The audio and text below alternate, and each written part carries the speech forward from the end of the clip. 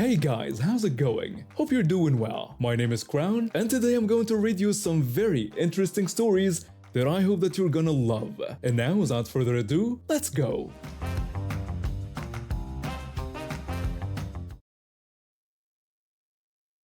I'm 45 years old and wheelchair dependent due to multiple sclerosis that progressed rapidly in my mid-30s. Before that, I was an active physical therapist, which makes the irony of my situation even more profound. Living in Australia during summer is tough with temperatures around 38 degrees Celsius on cool days, and my condition makes heat regulation especially difficult. My old fan broke after 3 summers, so I needed a new one for the lounge room. My friend Sarah took me shopping and pushed my wheelchair around Kmart. She's been my rock since diagnosis, stepping in when my husband works long shifts at the hospital. We were looking at appliances when a woman in her mid-50s approached me. Let's call her Karen. I had noticed her earlier watching me from the kitchenware aisle with a disapproving expression. Karen told me I could walk and looked about 30. She said I was faking it and scamming the government and everyone around me. Then she walked away, but not before loudly commenting to another shopper about disability frauds. My friend and I looked at each other. I asked if that really happened, and my friend suggested we report her. I said we should continue shopping. This wasn't my first encounter with disability skeptics.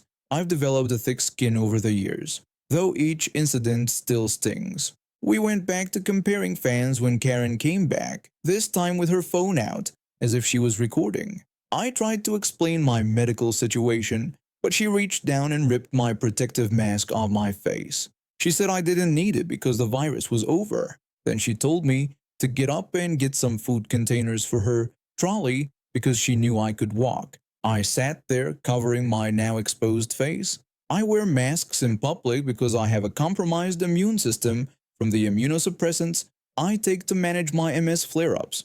Just last month, a simple cold had put me in bed for 2 weeks. My friend called for security. A staff member came over, a young man whose name tag read Dylan. He looked concerned but also uncomfortable, clearly not trained for this type of situation. Karen pushed her trolley toward the staff member and told them to get containers for her because it was their job. She spoke with the entitled confidence of someone who had never been told no in a retail setting. I told the staff member that Karen had just assaulted me by ripping off my mask and had been harassing me about using a wheelchair. My friend backed me up, saying she saw everything. An elderly couple shopping nearby also stepped forward, offering to be witnesses to what happened. The staff member called for security, who arrived quickly. By this time, a small crowd had gathered, and I felt the weight of unwanted attention, something that often keeps people with disabilities from speaking up. Security told Karen to step away from us. Karen said she did nothing wrong and that I was faking being disabled. She claimed her sister worked for disability services and could spot frauds immediately. The security guard told her it wasn't her decision to make and that taking someone's mask was assault. Karen seemed surprised her actions had consequences. She said it was just a mask and nobody wears them anymore. I explained about my immune system and why I needed protection. I showed my medical alert bracelet, which I shouldn't have had to do, but sometimes visible proof is the only language some people understand. The manager, an older woman who introduced herself as Janet, arrived and immediately called the police after hearing what happened. She offered us a private room to wait in, away from curious onlookers. Karen tried to leave, but security stopped her. She demanded to speak to the real manager and threatened to call corporate headquarters. When the police arrived, they took statements from everyone: me, my friend, the elderly couple, and 3 staff members who had witnessed parts of the incident. The officer, Constable Rodriguez, was particularly thorough, asking about my medical history and taking photos of the redness on my face where the mask had been forcibly removed. The police told us they would take Karen to the station and charge her with assault and harassment. As they escorted her out, she continued to defend herself, claiming she was just trying to expose fraud and that she would sue the store. What should have been a quick trip took 4 hours. I spent another hour filling out statements. The police told me I would need to testify in court and provided information about victim services that could help me prepare for the legal process. When I got home, I was tired and emotionally drained. I called my doctor immediately to report the potential exposure. He advised me to isolate for 2 weeks, given my medical history. I started doing daily COVID tests, worried about what Karen might have exposed me to. For weeks, I stayed home, afraid to go out in case I got sick. Even minor illnesses can become serious with my immune system. My husband had to take time off work to help with groceries and errands, putting additional financial strain on our household. I'm waiting for the court date. My friend will testify too. The security footage shows Karen taking my mask and yelling at me. The police detective handling my case called to let me know that they discovered Karen had previous complaints filed against her for similar confrontations at other businesses. No court decision can give me back those weeks Karen took from me. Being in a wheelchair already limits me, but being stuck at home because someone couldn't mind their business was extra hard. I missed my nephew's birthday party and my monthly support group meeting for MS patients, rare social outlets that help keep my spirits up. Karen accused me of faking my disability, but she's the one who got arrested. I hope the judge gives her a sentence that helps her understand what she did. The officer mentioned she might be ordered to take community service at a disability services center, which feels like appropriate justice.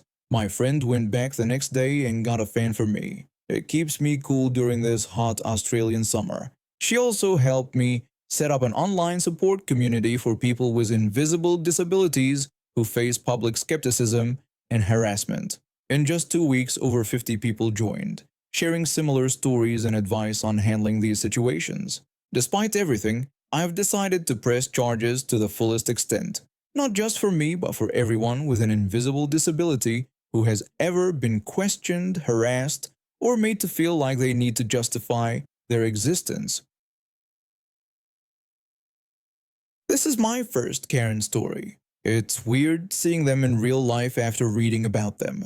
My husband and I have been married for 8 years and we have 2 kids, a 6-year-old boy and a 4-year-old girl. We were going to the mall to buy clothes for the kids who were outgrowing everything too fast. It was just a regular Saturday drive. We were on a 6-lane road. That's 3 lanes going each direction, and at the lights, there's 1 lane for turning left, 1 for turning right, and 1 for going straight. We were at a red light waiting for our turn. The crossing traffic had the green light. Then the light changed and an elderly man got the green arrow to turn left. At the same time, a woman on the opposite side started turning right. They were both heading for the same lane, but the elderly man had the right of way because of his green arrow. This woman, I'll call her Karen, turned right in front of the elderly man, almost hitting him. Then she stopped her car in front of his, causing all traffic to stop. My husband asked what she was doing, and I said I had no idea. The kids were watching as Karen got out of her car and started screaming at the elderly man. She was waving her arms and pointing.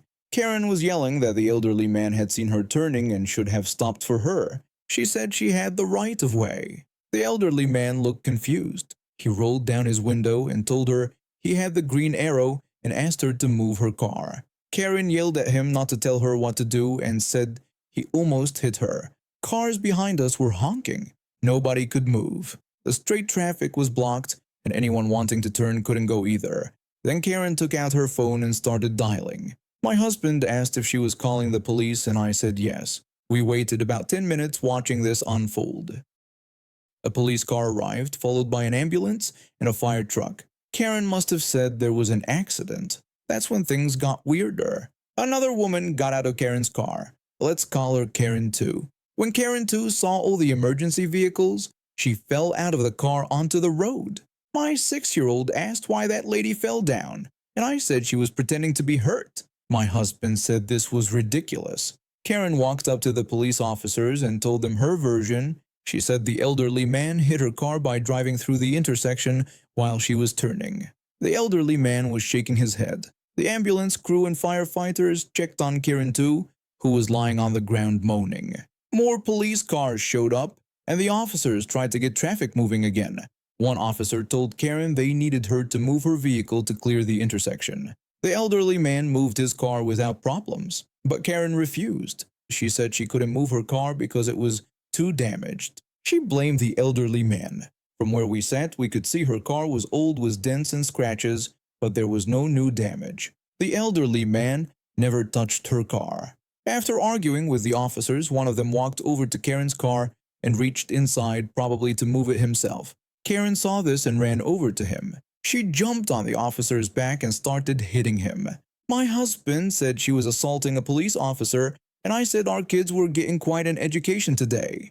8 officers rushed over and pulled Karen off their colleague. She was kicking and screaming the whole time. Karen was saying to get their hands off her, that she knew her rights, and asking for their supervisor. Then Karen too suddenly got up from her injuries and ran to help her friend. She started swinging her purse at the officers. My family and everyone watching started to laugh. It was like a bad comedy movie. Both Karens were thrown to the ground and handcuffed. The officers weren't rough, but they weren't taking chances either. The women were tied up while they screamed about being mistreated. The women kept yelling about being assaulted and asked for badge numbers.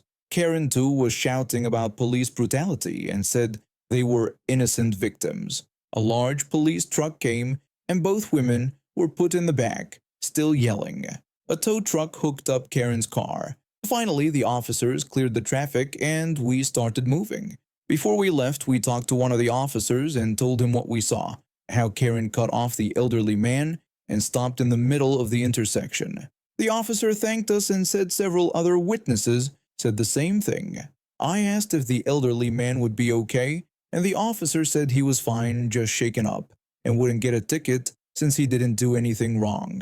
As we drove away, my husband and I talked about what we saw. My husband said he couldn't believe it happened, and I said reading about entitled people online was different from seeing them in real life. My 6-year-old said those ladies were mean, and I said that's why we try to be kind and follow rules. I don't know what happened to those 2 Karens, but they probably got charged with assault on an officer and resisting arrest. I bet they didn't expect their road rage to end with them in a police truck. Talk about instant karma. At least the elderly man was okay. I got my first job after college at a local TV station in the Bay Area. The pay wasn't great, but I wanted the experience. The station owner was the worst person I've ever met at work. He had money but would do anything to avoid paying bills. 2 months into my job, the owner signed a contract with DirecTV to include our station in their broadcast package. This was big for us. We go from a small local station to reaching the entire Bay Area. We had 8 weeks to upgrade our system to meet DirecTV's requirements. Each day we missed the deadline meant financial penalties for the station. The owner knew nothing about broadcasting technology. He needed help but didn't want to pay professional rates. I suggested my college friend who worked as a broadcast consultant. My friend met with the owner about the project. The owner asked if my friend could get the station ready for DirecTV in time. My friend said he could, explaining he had done similar upgrades before. He told the owner they needed an automated broadcasting system for the uplink requirements and format conversions. When asked about cost, my friend said a proper automated system would cost about $15,000, covering hardware, software, installation, and staff training. The owner's face changed. He called the price ridiculous and wanted a cheaper way. My friend warned that workarounds usually cost more later. The owner didn't care about long-term costs. He wanted the job done for half the price before the deadline. My friend said he might create something for around $7,500, but it would be less reliable and need more management. The owner agreed right away. When my friend asked for money up front for equipment, the owner refused. He told my friend to buy what he needed and promised to pay him back when the job was done. I warned my friend not to front the money because the owner never paid people back. My friend said not to worry. He smiled in a way that should have told me what was coming. For several weeks, my friend worked hard setting up the system. He bought equipment, installed cables, set up software, and ran many tests. After many late nights, he got everything ready 2 days before the deadline. The owner was happy when we went live with DirecTV. Our station now reached homes throughout the Bay Area, and viewership numbers looked good. A week after successful broadcasting, my friend went to the owner with his invoice. He showed the bill for equipment and his time. The owner said they were short on cash and asked to pay in installments over 6 months. My friend reminded him that wasn't their agreement. The owner had promised to pay once the system worked. The owner made excuses about business being slow and the DirecTV deal not paying off yet. My friend's expression changed from annoyed to calculating. He told the owner he understood and would take back his equipment since it wasn't paid for. The owner protested that they were live on DirecTV. My friend said he could take it, but there was something else to know. For the first time, the owner looked nervous. My friend explained that to keep costs down, he hadn't installed a fully automated system. The current setup needed someone to come in every day and manually code the broadcast uplink. The owner asked if this needed to be done daily. My friend said it was a simple 5-minute job but had to be done every day or the station would go dark on DirecTV. The owner told my friend to train someone at the station. My friend said he could, but he was the only one who knew how to do it, and since he hadn't been paid, the owner's face turned red as he understood. He called it blackmail. My friend said it was business and gave two options: pay what he was owed plus a $2,000 monthly fee to come in daily and keep the station on air, or he'd leave with his equipment and the owner would pay penalties to DirecTV. The silence after was amazing. I could see the owner calculating DirecTV penalties versus what my friend wanted. The owner asked about the fee amount. When told it was $2,000 a month, he called it robbery. My friend said that was a rate for someone with his skills, willing to work 7 days a week, including holidays. The owner looked ready to explode but opened his desk, took out his checkbook, and wrote 2 checks, one for the equipment and one for the first month's fee. For the next year, my friend made $2,000 a month for about 2.5 hours of work. The owner glared whenever my friend walked in but kept paying. Eventually, my friend taught one of our staff how to do the daily coding. By then, the owner had paid over $30,000, more than double what the automated system would have cost. He couldn't even complain because his cheapness caused it. I left 6 months later for a better job but learned that being cheap doesn't make you smart. It makes you vulnerable to smarter people. I got a traineeship doing IT work at a fancy school. Parents pay about $12,000 a year in fees. I went to public school and was homeschooled before that, so this place seemed crazy fancy to me. I had my own staff room since the on-site administrator, AD, has his main desk in another building. My room was full of expensive equipment, projectors, monitors, desktops, laptops, everything. The monitors become important to the story. During breaks, I stayed in the staff room so students could come for tech support. I was staff, but I couldn't give detentions, and the kids knew this. I could only take items when used badly, which I tried not to do. 2 months into my job, I had problems with 8 Year 10 students. They played handball outside my room. The noise was annoying, but okay. What bothered me was when they threw the ball at each other after losing and missed, hitting the wall or window behind me. The thuds made me jump. I was cool about it at first. The first 3 times I gave their ball back and asked them not to throw it at the staff room, they ignored me. On the 3rd time, I warned them I'd keep the ball until the end of the day next time. Minutes later, the ball flew into the room, almost hitting a student getting Wi-Fi help. I grabbed the ball and hid it in a cabinet. 3 of them came in.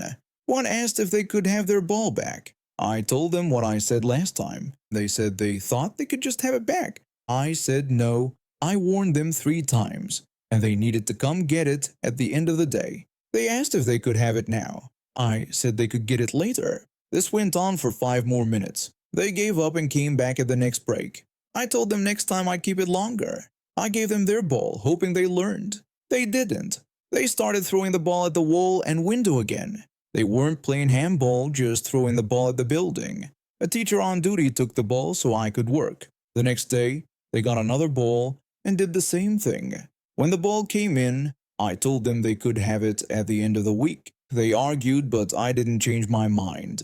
3 friends came saying the ball was theirs and the others took it. I knew this was a lie because I saw the owner take it from his bag. Then one of them pretended he would steal equipment. He pointed at the computer monitor near the door and said if I was taking their ball, he'd take the monitor. Others joined in, pretending to take things. They didn't steal anything valuable, maybe some cable ties, but it was annoying.